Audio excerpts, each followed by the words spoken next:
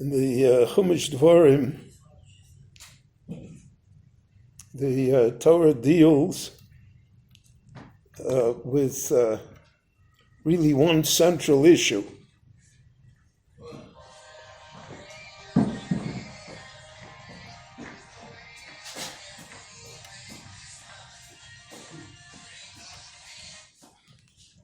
And that issue is that when the Jewish people enter Eretz Yisrael, they will be especially vulnerable and susceptible to Avodah Zarah. The Torah repeats in many different ways the fact that Avodah Zarah, idolatry, will be very attractive to the Jews. And at first blush, it's hard for us to identify with that. Because after all, why should they wish to worship idols? They're not an ignorant people. They know that things that are made of wood and stone cannot have any powers. So why does the Torah concentrate on it so much? So Chazal, when viewing the matter, and Chazal also lived in a time of idolatry, of paganism.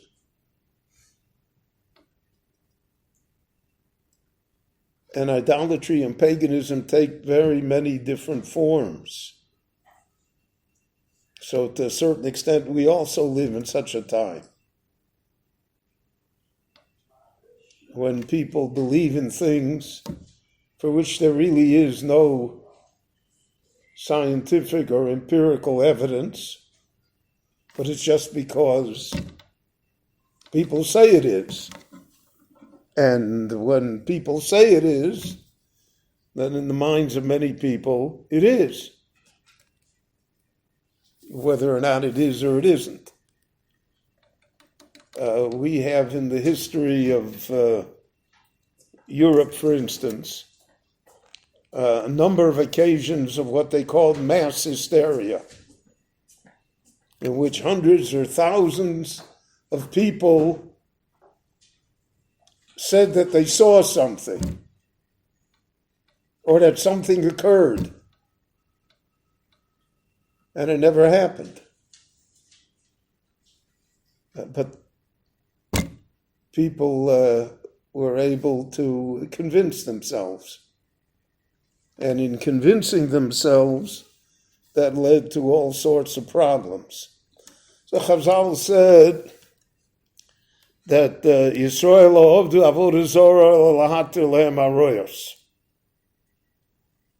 The Jewish people really didn't believe that stone and wood could do much for them. But avodah zarah comes with a culture. That's really what the Torah is talking about. It comes with a culture. The culture of paganism was always a sexual permissiveness. It was part of the culture. So if we say that we, so to speak, worship Avodah Zarah, then it becomes, the next step is that the culture comes with it, and lahatir lehem aroyos, so then you can do whatever you want. No one is limited. And the culture has enormous strength. So we saw in last week's parsha that the Rabbanu Shalom says, Ki yokum b'kirbecho novi o choleim chalom. There arise somebody, he's a novi. The discussion is whether he's a real novi or not a real novi, but the people think he's a novi. They grant him that status of being a novi. O choleim chalom, he's a man of vision, he's a dreamer, promises great things. and the people will follow him. That's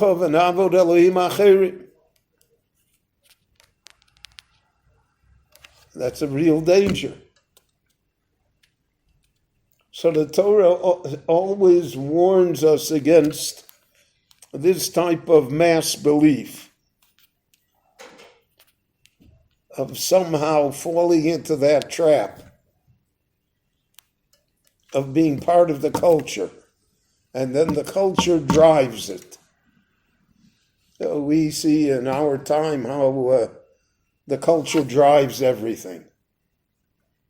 And it drives us to the extent that people lose their freedom of expression and their freedom of thought. That people are vilified because you can't be countercultural. You can't be against the current culture. And the culture is terribly dangerous. It brings about avodah zarah. So therefore, that's why the Torah emphasizes it over and over again. The dangers of avodah zarah. Because of the fact that when people or civilizations fall into that trap, so then, so to speak, they doom themselves to the eventual destruction. So in this week's parsha, Isha, there'll be a man or a woman that is going to say, well, let's go and worship avodah zarah, and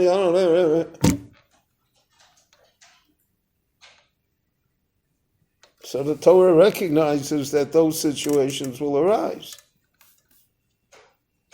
And especially they will arise in Eretz Yisrael, because of the fact that in the land of Israel were all these different cultures when the Jewish people came. And that was that way throughout history. Now, the exile had an advantage, so to speak. The advantage was that the Jews were not in their own country. And not being in their own country, the culture was foreign to them. So even if they adopted it, but the culture wouldn't adopt them. And therefore, to a certain extent, they had immunity. I mean, it's not only that the Jewish people didn't want to become Christian or Muslim, it's that the Christians and the Muslims weren't that interested that the Jewish people should join them.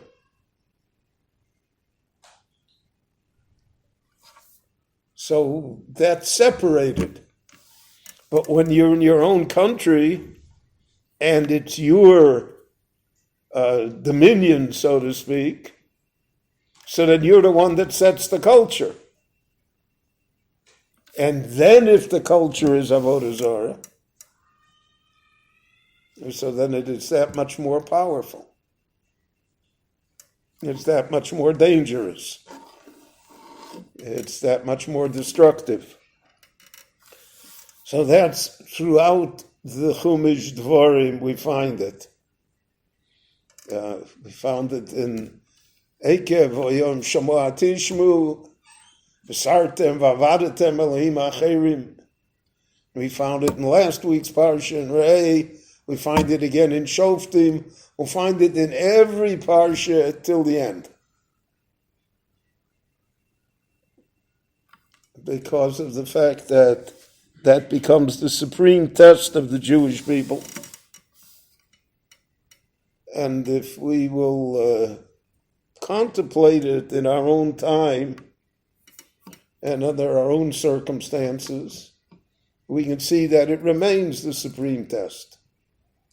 Because what is the culture? What does the culture stand for? What does it represent? And many times we adopt the culture because it allows us things. Just as our culture allows us things that a previous time and culture did not allow. So the Torah warns us against that. And that's a constant struggle. It's not something that is won in a minute or in a generation. But recognizing it is itself part of the defense against it. To be able to be wise enough to discern it and not to be overwhelmed by it. And that remains a great challenge